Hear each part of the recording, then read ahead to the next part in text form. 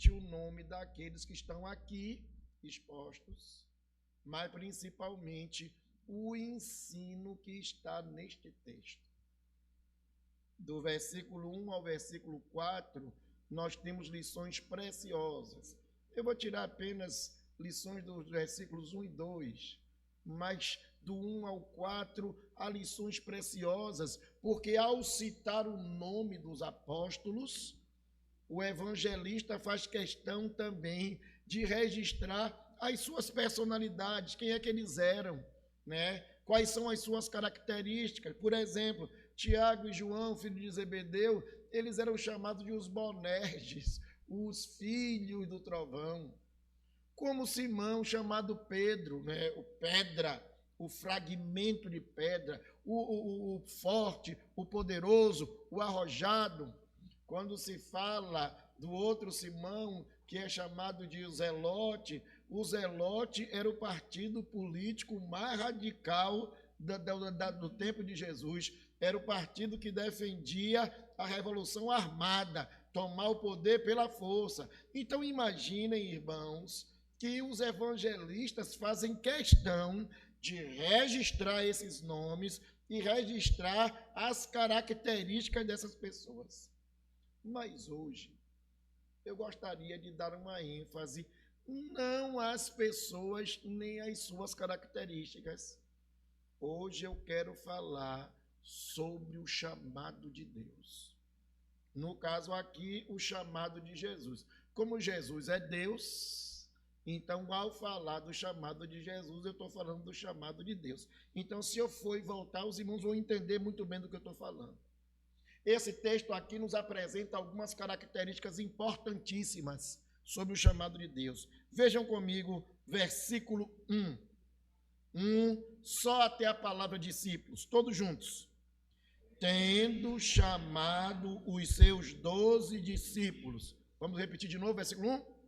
Tendo chamado seus 12 discípulos. Tendo chamado. Logo de início, irmãos, é necessário compreendermos que há nas Escrituras pelo menos dois sentidos para a palavra chamado. Um sentido é para a salvação. Deus nos chama para a salvação. E no segundo sentido, Deus nos chama para um ministério. Ministério aí, eu já expliquei aos irmãos, diaconia, serviço, para um serviço, para uma tarefa, para uma função. Pastor Cândido sempre recorre a isso nas suas falas, nos seus sermões ou na sua liturgia, quando ele diz assim: o chamado de Deus é eficaz sobre os eleitos ou escolhidos. Ele está se referindo aí, irmãos, à salvação. Dessa forma, aquela pessoa que foi eleita, escolhida, predestinada, desde a fundação do mundo, ao ouvir a voz do Evangelho, ela não vai resistir a este Evangelho. O Espírito Santo que escolheu é o Espírito Santo que vai falar no coração dele e ele vai responder positivamente a este Evangelho. É verdade que por causa da responsabilidade humana, pastor Paulo fez essa antítese hoje de manhã, por causa da responsabilidade humana, por causa da nossa natureza caída, muitas vezes nós queremos lutar contra o chamado de Deus. Lembra do apóstolo Paulo, quando ainda não era apóstolo, quando era ainda chamado de Saulo de Tarso, o nome dele é hebraico, aquele perseguidor, aquele fariseu, Saulo está indo no caminho. Sempre que eu digo esse texto, eu digo assim: Paulo caiu do cavalo. Nem tem cavalo no texto, mas eu já botei um cavalo ali. Paulo caiu em terra e ouviu a voz dizendo: Saulo, Saulo, por que me persegues? E Saulo responde: quem és tu, Senhor? E Jesus se apresenta ali dizendo: eu sou Jesus a quem tu persegues. Mas há um trecho interessante na conversão de Saulo, irmãos, quando Jesus diz assim: duro é para ti recalcitares contra os aguilhões. Paulo estava diante do Deus Todo-Poderoso, do Senhor da vida e da morte, daquele que brilhava, o seu brilho era mais intenso do que o sol ao meio-dia, e ele estava ali tentando relutar, tentando vencer o Espírito Santo que estava falando ao seu coração. Ele estava se degladiando. Mas o chamado de Deus é eficaz. Aleluia. O profeta Isaías, tratando desse assunto, ele diz assim: inclinai os vossos ouvidos, Isaías 55, 3, inclinai os ouvidos e vinde a mim, ouvi, e vossa alma viverá. Quando eu estou lendo esse texto, eu achei interessante, porque esse indivíduo, pastor Cândido, está morto. Se ele está morto, como é que ele vai ouvir? Porque o morto não ouve.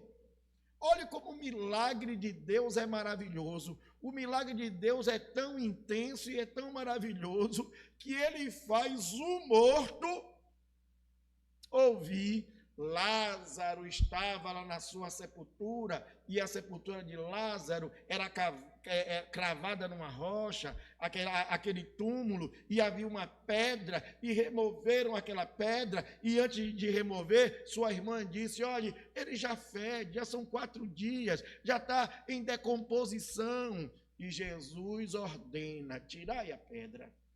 E o Jesus que ordena tirai a pedra, também ordena dizendo: Lázaro, vem para fora.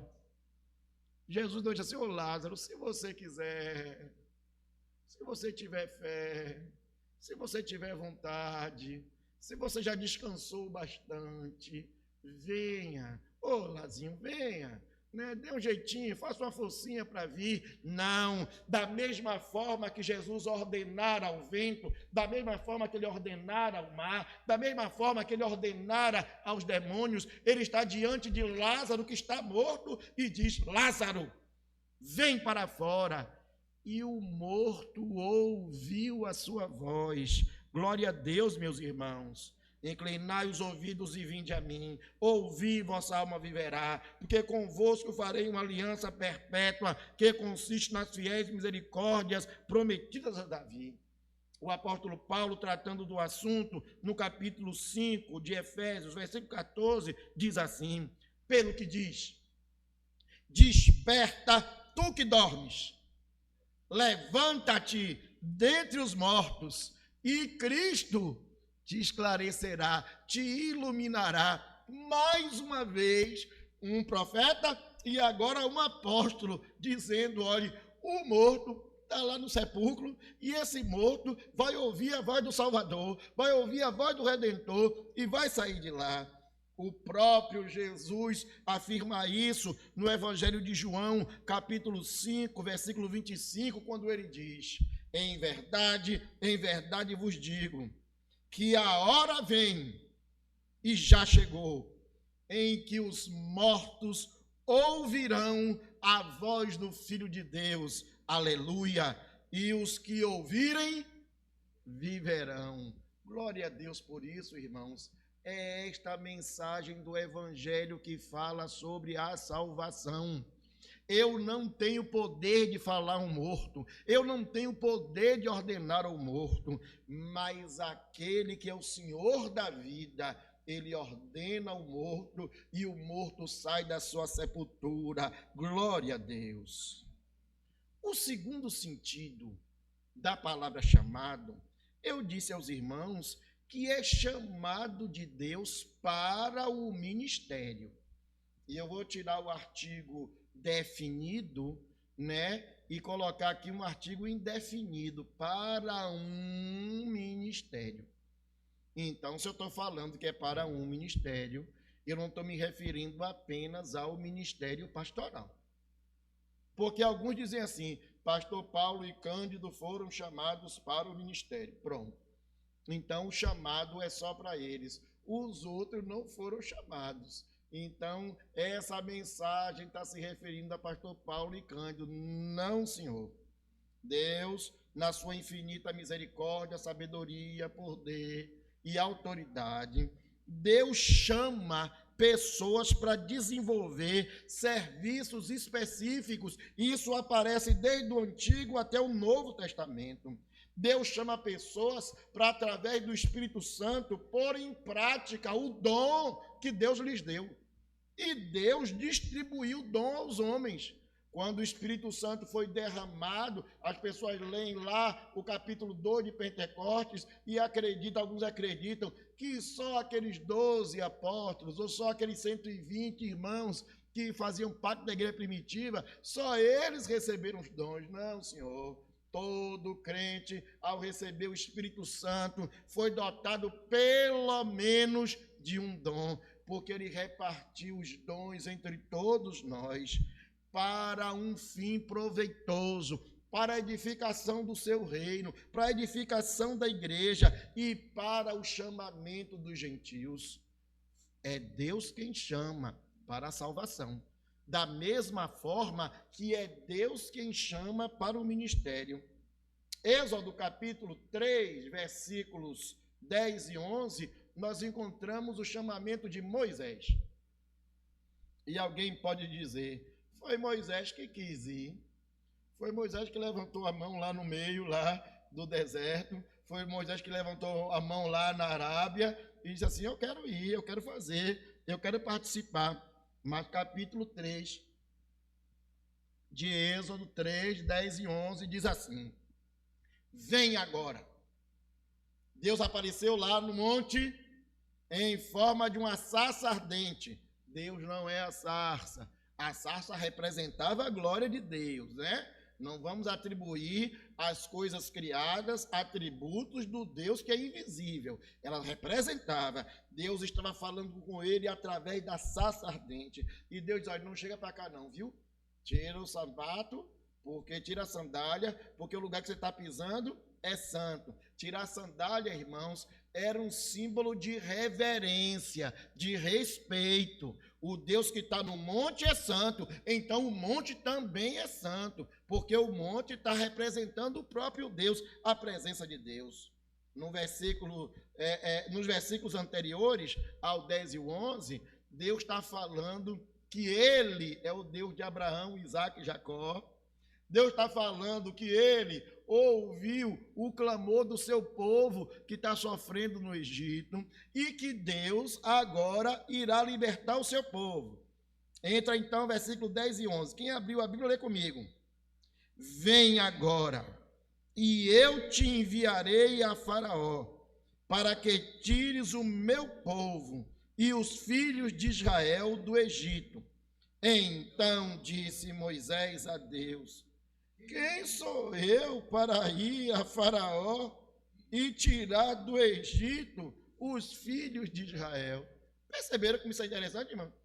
Deus chama e o crente diz assim: eu não, mande Leda. Eu não, mande Val. Val era da Assembleia, sabe, você gosta de pentecostal, de expulsar demônio, manda Val. Val tem poder, eu não vou não. Moisés está dizendo isso, irmão, está dizendo assim: Senhor, eu.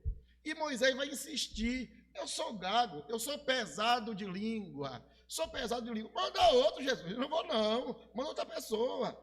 E interessante isso, não é engraçado não, irmãos, é interessante. Todo crente verdadeiro, quando recebe o chamado de Deus, se acha despreparado para aceitar o chamado.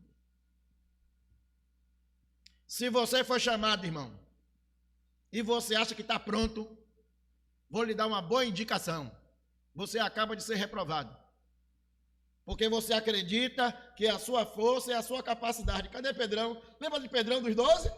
Jesus assim disse: todos vão me negar. Pedro disse: eu? Não, eles todos podem ir embora, mas eu vou com o Senhor até a morte. Foi o primeiro que negou. Os outros fugiram. E Pedro, diante da empregada, não foi diante do sinédrio, não foi diante da autoridade, não foi diante do governador, foi diante da empregada. Foi o primeiro que negou. Juízes, capítulo 6, versículo 14, nós encontramos o chamamento ou o chamado de Gideão, né? O povo havia se desviado, o povo andava por caminhos tortuosos, os amalequitas estavam torturando o povo também, porque o pecado, um abismo chama outro abismo, você peca, cai no buraco e o diabo acaba de enterrar, é assim que acontece, e Deus então vai atrás de Gideão, capítulo 6, versículo 14. Então, quem tiver aberto pode ler comigo.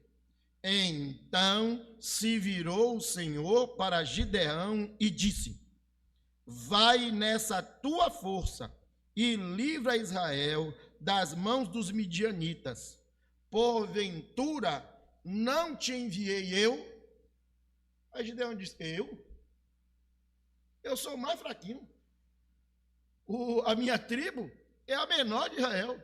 Sou eu que vou? Não, Senhor, chama outra pessoa, né? E Deus irá fazer uma grande obra através da vida de Gideão. Mas, irmãos, há um outro profeta, eu só estou no Antigo Testamento, para apoiar Mateus na discussão dele, né, no discurso dele, Jeremias capítulo 1, versículo 4 a 6. Lembre que Jeremias é aquele profeta pré-cativeiro, anunciando, daqui a pouco, vocês vão ser presos, vocês vão para o cativeiro, Por isso que ele é chamado de profeta chorão, né? Ele lamenta aquele período que ele está vivendo. Jeremias capítulo 1, 4 a 6. Quem puder ler comigo. A mim me veio, pois, a palavra do Senhor, dizendo: antes que eu te formasse no teu ventre materno, eu te conheci.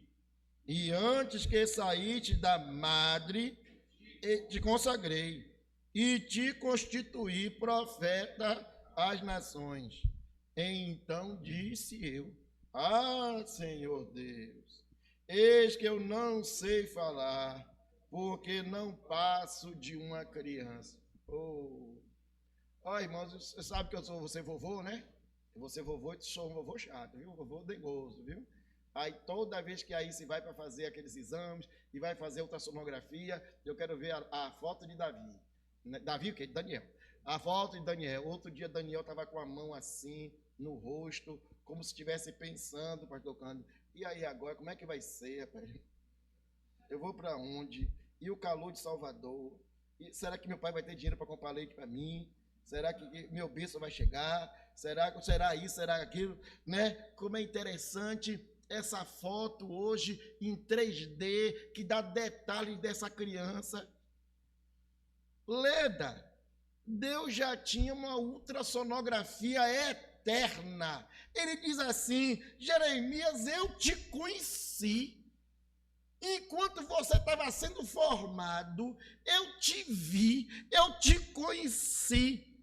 Antes que você se formasse, e antes de você nascer, eu já havia te consagrado. Eu tenho dito isso aí, rapaz, ore por esse menino, consagre a vida desse menino.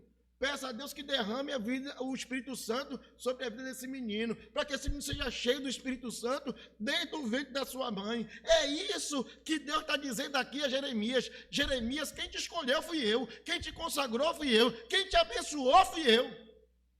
E eu te constituí profeta para as nações. Apesar de Deus ter dito tudo isso, Jeremias fez: eu não, Senhor, eu sou fraquinho, eu ainda sou uma criança, um adolescente, né? Eu sou ainda um jovem, eu não sei falar direito. Meu irmão, minha irmã, Deus é quem chama. Você pode dizer amém? Amém. Deus é quem chama. E Ele chama a quem Ele quer. Você pode dizer amém? Amém. Deus é quem chama, e ele chama quem Ele quer. É Ele quem escolhe. Muitas vezes somos nós que estamos desatentos, desapercebidos, olhando para um lado, olhando para o outro, se distraindo com outras coisas da vida. Com o futebol, com o trabalho, com o ganhar dinheiro, com a internet, com o joguinho, com qualquer outra coisa. Às vezes até coisas importantes, como a família e o trabalho. Deus está nos chamando e nós estamos distraídos com outras coisas. Muitas vezes estamos desatentos ao chamado de Deus. E o que é pior, muitas vezes estamos nos rebelando contra o chamado de Deus. Lembra lá do profeta Jonas? Eu não estava distraído, não. Deus falou com ele e ele ouviu. E ele sabia, vai para Nínive. Ele colocou no coração o quê? Repreendido. Eu vou para Tarsis. Irmãos, ir para Tarsis era ir no caminho totalmente oposto a Nínive. Olha, eu preguei esse profeta tantas vezes e preguei errado. Porque ele disse assim, o peixe vomitou Jonas em Nínive. Não tem praia em Nínive. O peixe vomitou Jonas da praia, provavelmente da região de onde ele saiu. Porque ele tinha que caminhar até chegar a Nínive. Mas Jonas fez, não, Deus não quer que vá para Nínive? Eu vou para Tarsis, vou pegar o navio aqui, vou sair daqui do Oriente Médio e vou para a Europa, vou para a Espanha, vou para o outro lado do mar Mediterrâneo. Aí Deus não vai nem me encontrar, e se me encontrar, não vai dar tempo de eu voltar. Pois Deus foi, o encontrou e mandou a tempestade e mandou o peixe, e o peixe engoliu Jonas e vomitou Jonas na praia, provavelmente na praia de onde ele saíra. Irmão, preste atenção. Eu quero lhe perguntar com muito tremor e temor, para onde Deus quer te levar? O que é que Deus está lhe chamando? Para que Deus está lhe chamando? Nós não estamos falando de salvação, porque estou falando para um auditório de crentes, se é que todos são crentes, né? Ou se tem alguém que precisa ser salvo. Preste atenção, Deus está lhe chamando. E Deus, quando chama, ele também responsabiliza pelo chamado, porque há a soberania divina e a responsabilidade humana. E se você não atender esse chamado, você vai estar se rebelando contra o próprio Deus, porque nós dizemos, é Ele quem chama, é Ele quem escolhe, e Ele chama quem quer, Ele chama quem Ele escolheu. E eu lhe pergunto novamente, você tem atendido ao chamado de Deus? Ou qual desculpa você tem colocado diante de Deus para fugir do seu chamado? Em segundo lugar, vejam aí capítulo 1. Vamos ler o capítulo 10, versículo 1. Vamos ler todo o versículo 1 agora. Todos juntos. Tendo chamado os seus 12 discípulos, deu-lhe Jesus autoridade. Até aí. Vamos dizer de novo? Tendo Jesus eu que errei. Todos juntos? Tendo chamado os seus 12 discípulos, deu-lhe Jesus autoridade. Até aí. Uma das causas, ou um dos argumentos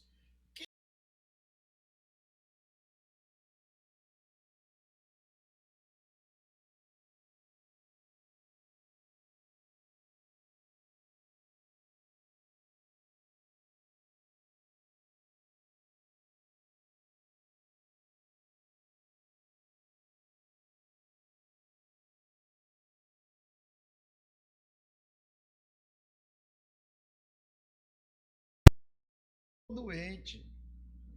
Senhor, eu tenho minha esposa. Senhor, eu tenho meu marido.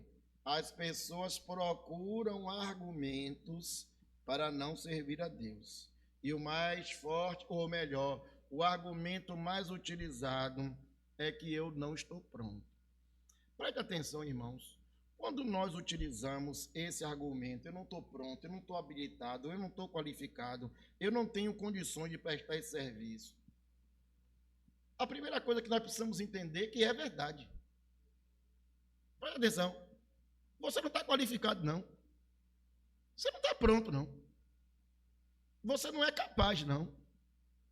E Deus, quando lhe chamou, Ele chamou sabendo que você não estava pronto, que você não estava capacitado, que você não tinha força, nem que você não tinha autoridade. Deus sabia exatamente disso, mas nessa realidade, Ele lhe chamou. Vamos repetir o versículo? Até a autoridade? Tendo chamado os seus 12 discípulos, deu-lhe Jesus autoridade. Essa autoridade, ou essa qualificação, ou esse poder, é Deus quem dá.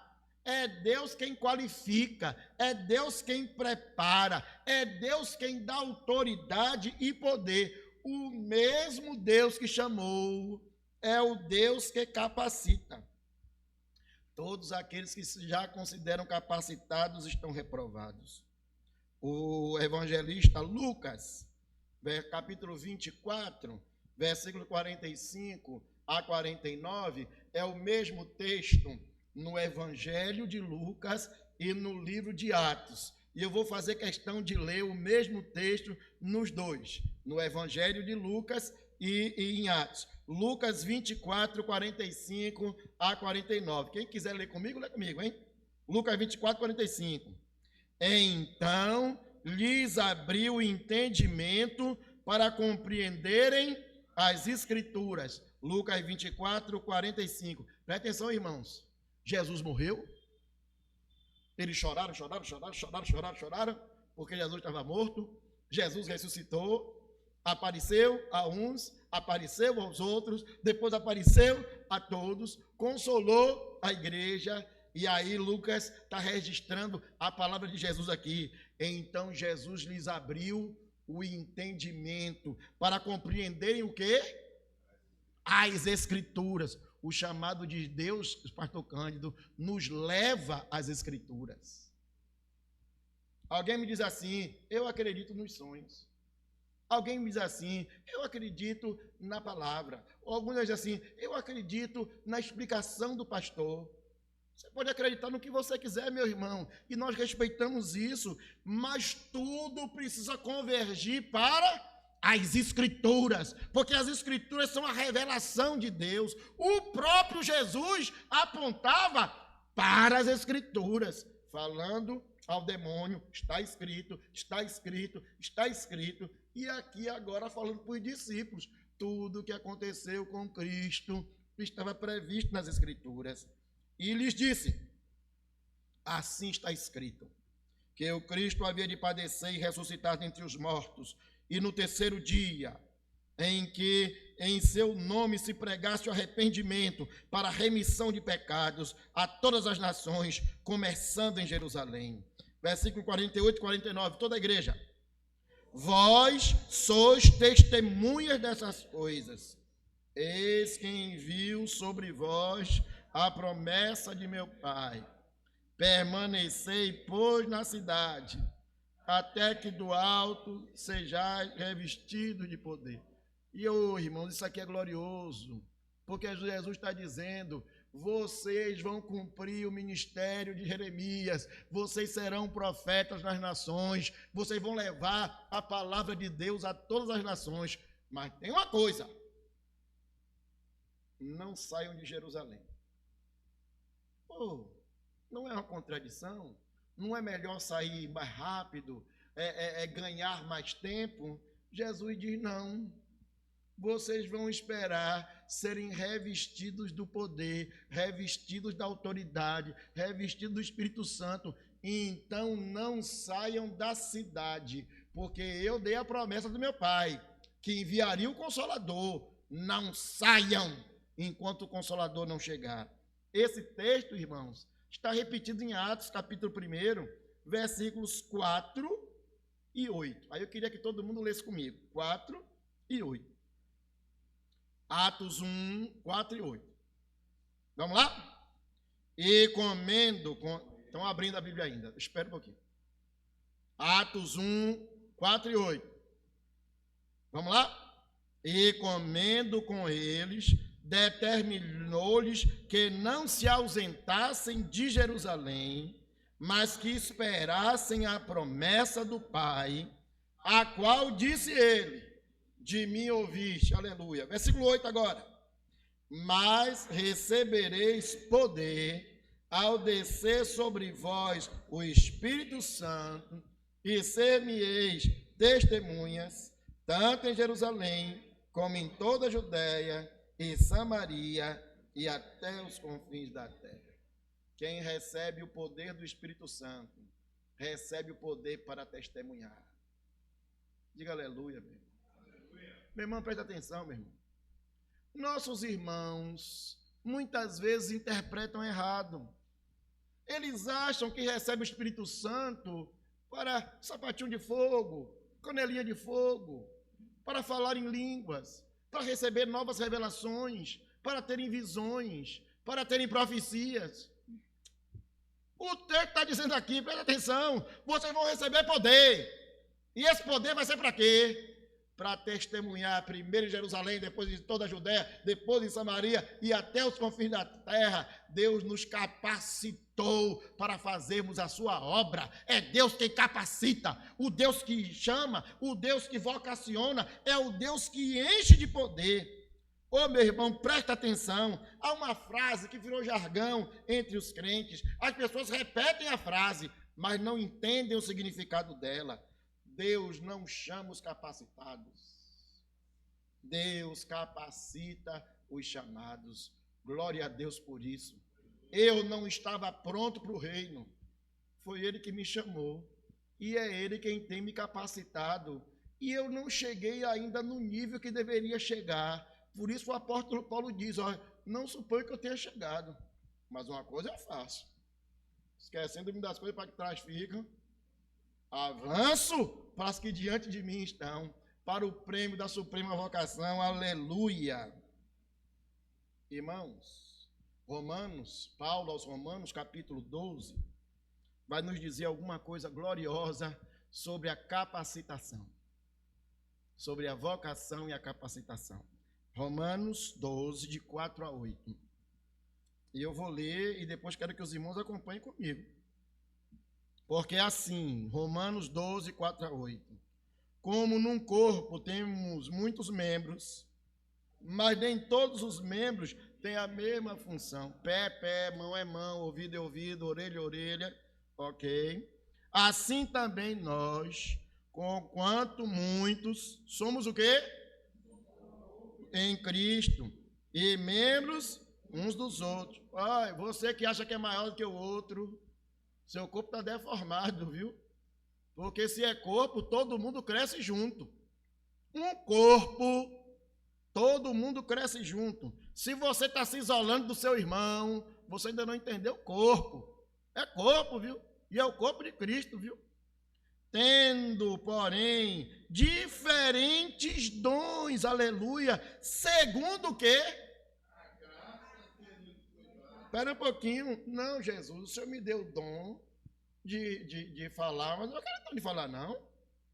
Eu quero o dom de cantar. Então, vou fazer um jejum, vou fazer oração, vou fazer o correio 318, vou subir no Fogueira Santa, vou subir no Monte Sinai. O Senhor me dá o dom de orar, o dom de cantar, o dom de Angélica, o dom de cantar, o dom de Jus, que cantou hoje de manhã. Não pode ficar falando, não, já cansei de falar. Às vezes, irmãos, eu quero o dom do outro. Enquanto o meu dom, que Deus me deu, segundo a sua graça, eu digo, esse dom, eu não quero esse dom não, Jesus, eu quero o outro. Vamos lá, continuando no texto. Diferentes dons segundo a sua graça, que nos foi dada. E aí eu falo dom, e vocês vão dizer como é que o dom deve ser exercido. Se profecia, seja segundo a proporção da fé. Se ministério, dediquemo-nos ao ministério. Ou o que ensina, esmere-se em fazê-lo. O que exorta, faça-o com dedicação. O que contribui, com liberalidade. O que preside, e o que exerce misericórdia, que coisa gloriosa. Dediquemo-nos, esmere-se, tenha fé, se dedique de novo, com liberalidade, com diligência e com alegria. Quem serve a Deus precisa servi-lo com alegria, com satisfação. Uma coisa, de novo, vai e volta, hein? Uma coisa é a soberania de Deus, que chamou e capacitou. A outra coisa é a responsabilidade humana.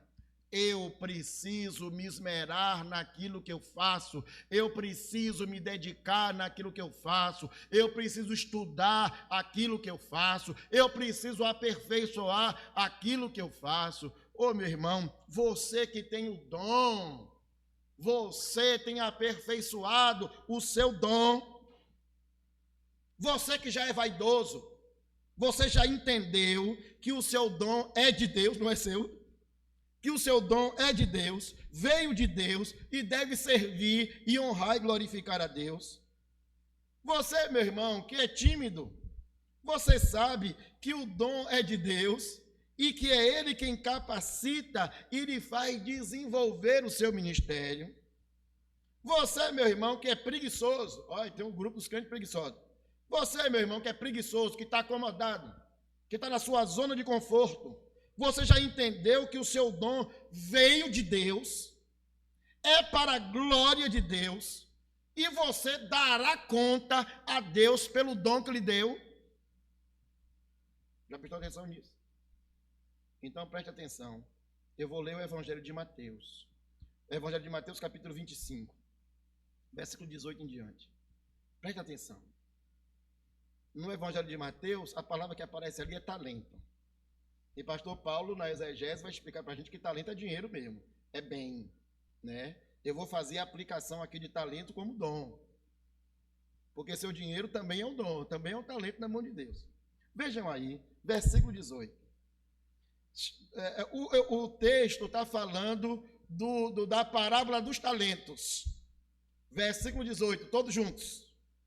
Mas o que recebera um talento, saindo, abriu uma cova e escondeu o dinheiro do seu senhor. Você prestou atenção?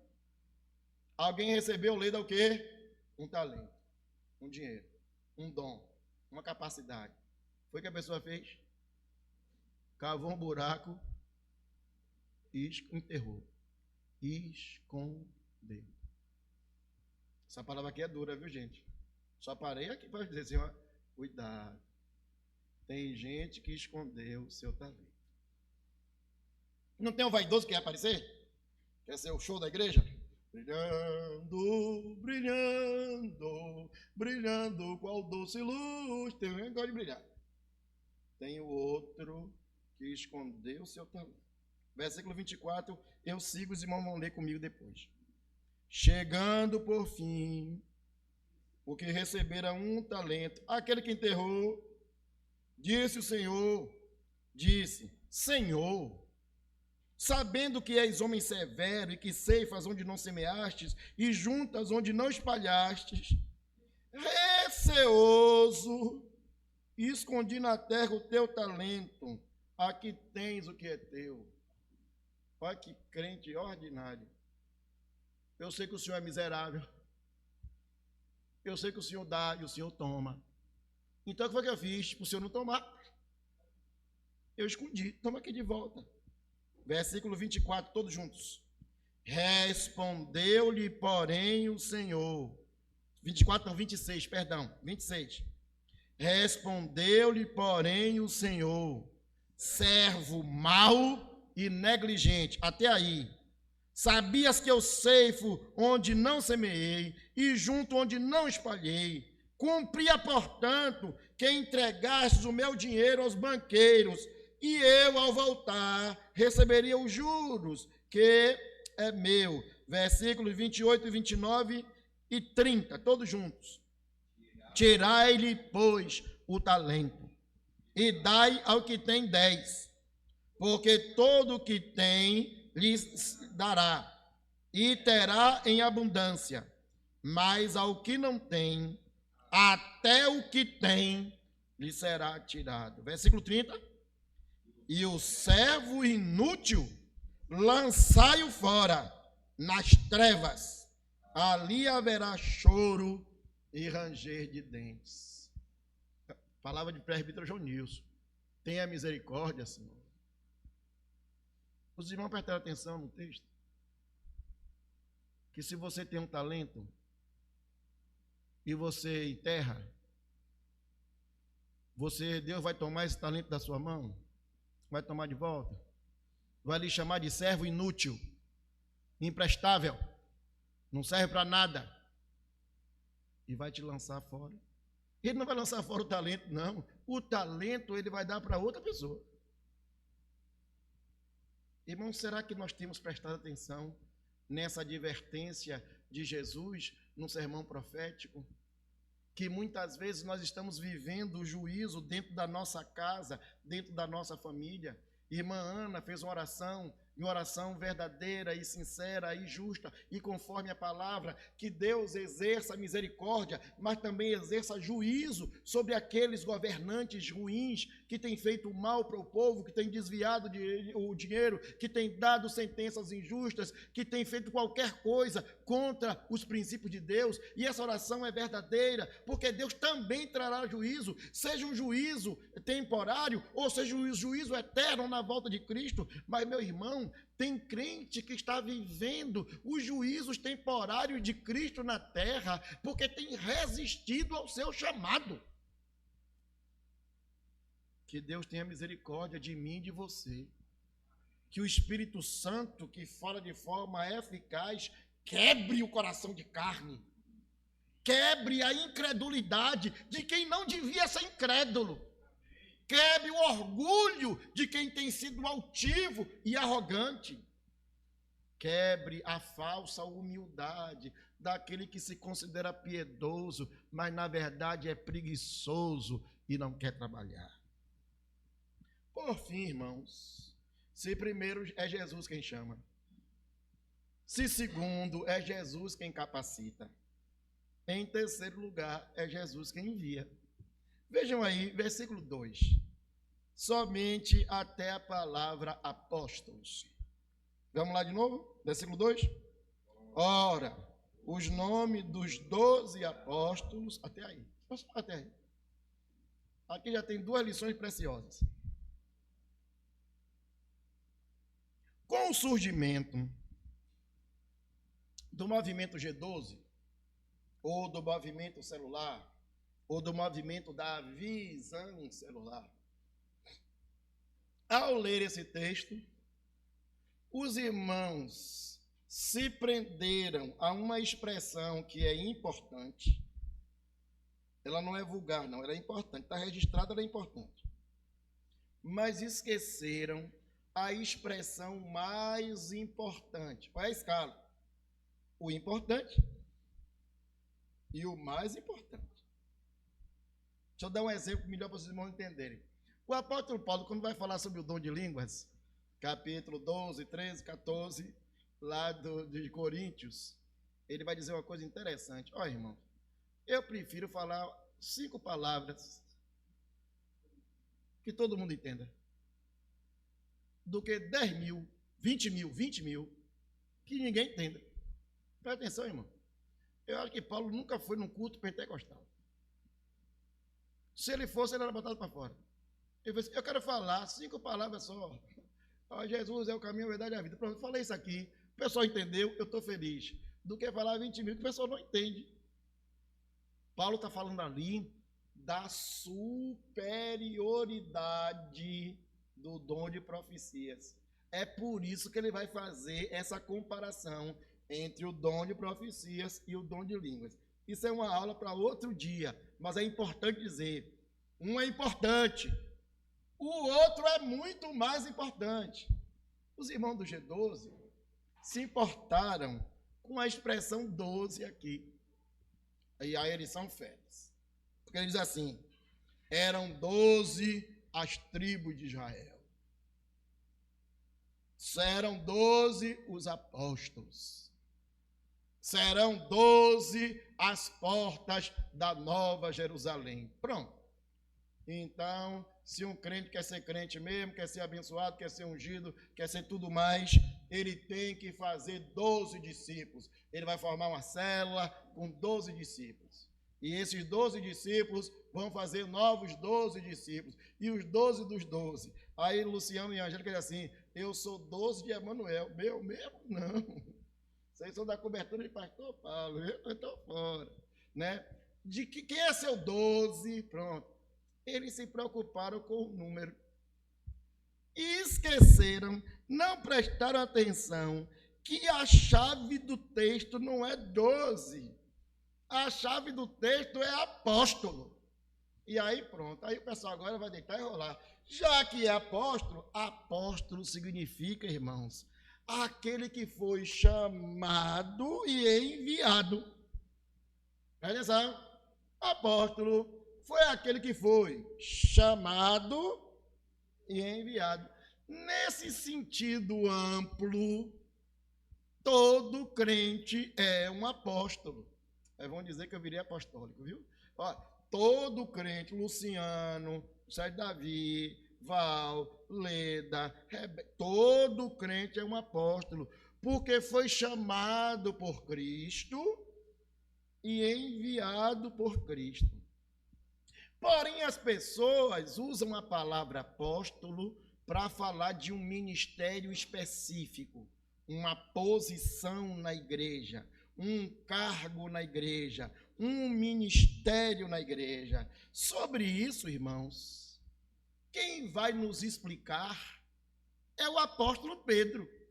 Pedro é quem vai explicar isso. Por favor, abram a Bíblia aí, em Atos capítulo 1, versículos 15 a 22. Pedro não vai falar aí do apostolado no sentido amplo, de todo crente é um pastor, todo crente é um missionário, todo crente é um evangelista. Pedro não está falando disso. Ele está falando do cargo, da autoridade, do ministério apostólico. Versículo 15, todos juntos. Naqueles dias, levantou-se Pedro no meio dos irmãos. Atos 1, 15, até aí. Irmãos, aquela assembleia, que não é a Assembleia de Deus, é de Deus, mas não é aquela denominação. Aquela assembleia era composta de 120 pessoas. Então não eram os 12 dos 12, porque se fosse 12 dos 12, era 144. A igreja original tinha 120 pessoas, a primeira igreja tinha 120 pessoas. E diz, versículo 16, todos juntos: irmãos, convinha que se cumprisse a escritura que o Espírito Santo proferiu por boca de Davi acerca de... Para um pouquinho. Olha, Luciano, como é glorioso. Jesus diz, se cumpriu a escritura em mim.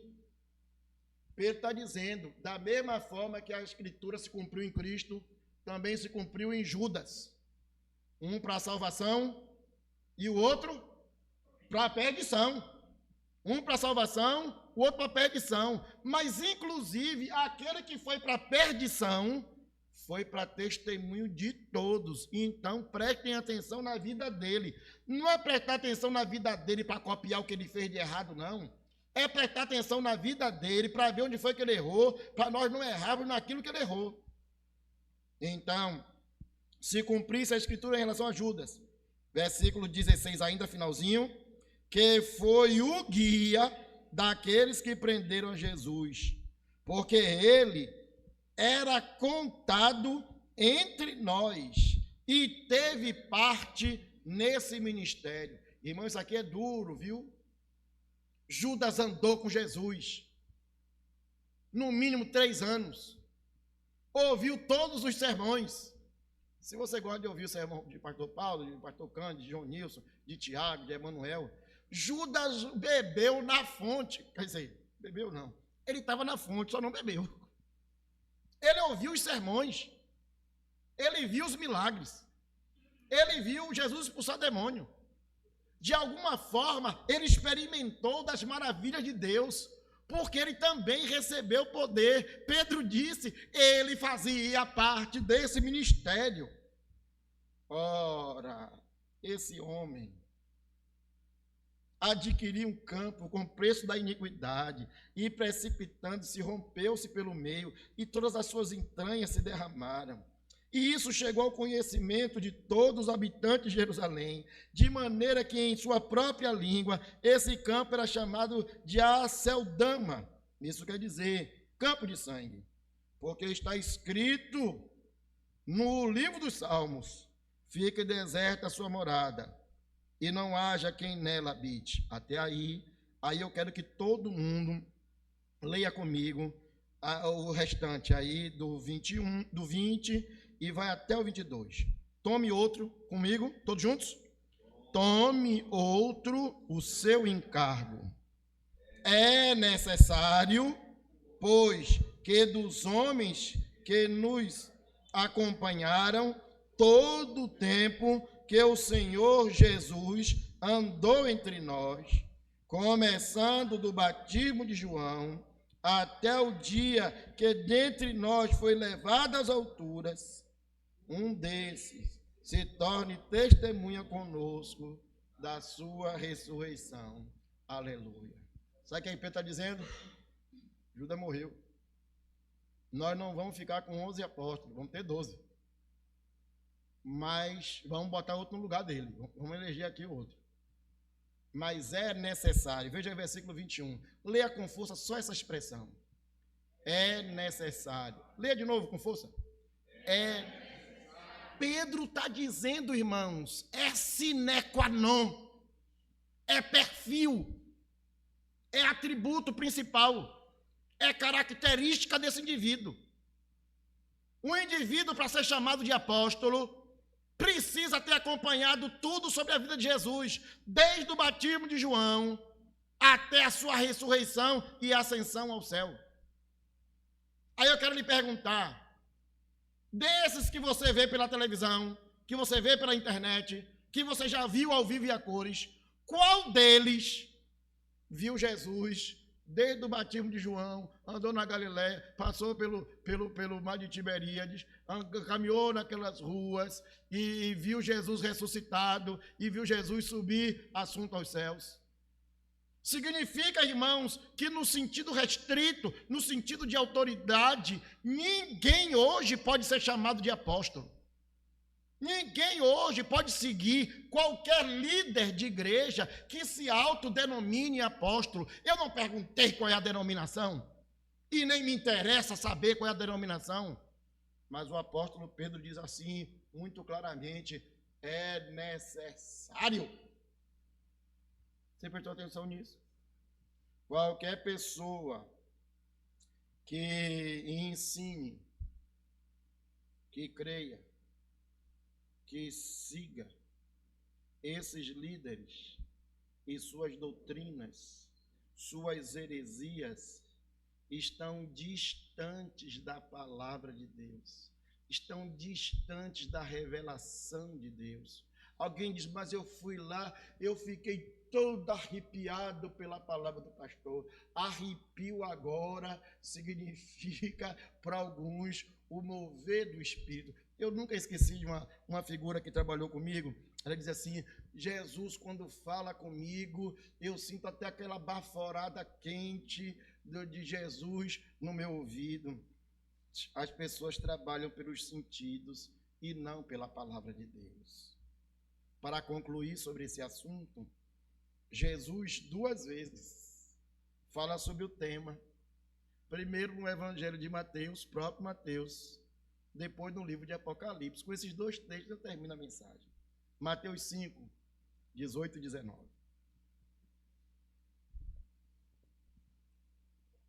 Tema do pastor Paulo, quinta-feira e hoje de manhã, a volta de Cristo. O tema aqui é a volta de Cristo, viu? Mateus 5, 18 e 19. Todo mundo junto. Porque em verdade vos digo, até que o céu e a terra passem, nem um i ou um tio jamais passará da lei, até que tudo se cumpra. Olha, Leda, até que Cristo volte. Mensagem de Paulo hoje de manhã, pastor Paulo. Ninguém pode tirar da lei nem um i, nem um tio. Versículo 18, todos juntos. 19. Aquele, pois, que violar um desses mandamentos, posto que um dos menores, e assim ensinar aos homens, será considerado mínimo no reino de Deus. Se chegar alguém aqui dizendo, a Bíblia diz, mas não quis dizer assim, não. Ela precisa ser atualizada, precisa ser reescrita, precisa ser reinterpretada. Esse versículo não faz mais sentido hoje. Presta atenção. Ele acaba de estar desabilitado para o reino de Deus. Ninguém pode ensinar assim. Ele será considerado mínimo. Aquele, porém, que observar e ensinar, ele será considerado grande no reino de Deus. Quem é grande no reino de Deus? Aquele que observa e ensina a palavra com fidelidade. Mas em Apocalipse, capítulo 22, a advertência ainda é muito maior. Lembrem, irmãos, que a revelação bíblica é progressiva, viu? Um texto não desfaz do outro, não. O texto completa o outro. Apocalipse 22, 18 a 20. Todos juntos. Eu, a todo aquele que ouve as palavras da profecia deste livro, testifico. Se alguém lhes fizer qualquer acréscimo, Deus lhe acrescentará os flagelos escritos neste livro. Para um pouquinho. Cadê Jonilson? Misericórdia, Senhor. Se o presbítero, ou pastor, ou bispo, ou aquele que se chama apóstolo, já criou o apóstolo. Se ele acrescentou sobre a vida dele, a Bíblia diz, será acrescentado os flagelos escritos neste livro. Diga aí, irmão, Deus tenha misericórdia. Porque vocês conhecem pessoas que estão lá seguindo esses líderes. E eu queria dizer assim, irmãos, vão para o céu comigo. A Bíblia está dizendo aqui, irmãos, que eles, o juízo sobre eles será os flagelos descritos neste livro. Não fui eu que escrevi, não. Versículo 19, todos juntos. E se alguém tirar qualquer coisa das palavras do livro dessa profecia, Deus tirará a sua parte da árvore da vida, da cidade santa e das coisas que se acham escritas neste livro. Diga a Deus, tenha misericórdia de novo. Irmãos, isso é terrível. Aí o pessoal vai dizer, só a presbiteriana que salva. Eu nunca disse que presbiteriana salva. Nunca disse que pastor Paulo salva, nem Cândido, nem Josafá Vasconcelos, nem Roberto Brasileiro, nem Edésio Schecker. Quem salva é só Jesus. E a sua palavra é fiel e verdadeira e digna de toda aceitação. Quem a essa palavra acrescentar qualquer coisa, será acrescentado os flagelos. E se retirar dessa palavra qualquer coisa, será retirado dele a árvore da vida, a cidade santa, as coisas maravilhosas escritas também neste livro. Preste atenção, meu irmão. É Deus quem chama. Ele lhe chamou para o ministério. Quando Deus lhe chamou, é Ele quem capacita. Então, você está sendo capacitado para o ministério. E, por fim, é Deus quem envia. Porque, nesse sentido amplo, você é um apóstolo, você foi enviado, você é um evangelista, você é um missionário. Não no sentido de autoridade, já expliquei isso. Não no sentido de autoridade. Deus lhe deu a capacidade de fazer uma grande obra aqui na boca do rio, aí na sua família, aí no seu trabalho. Deixa eu contar só um testemunho para fechar.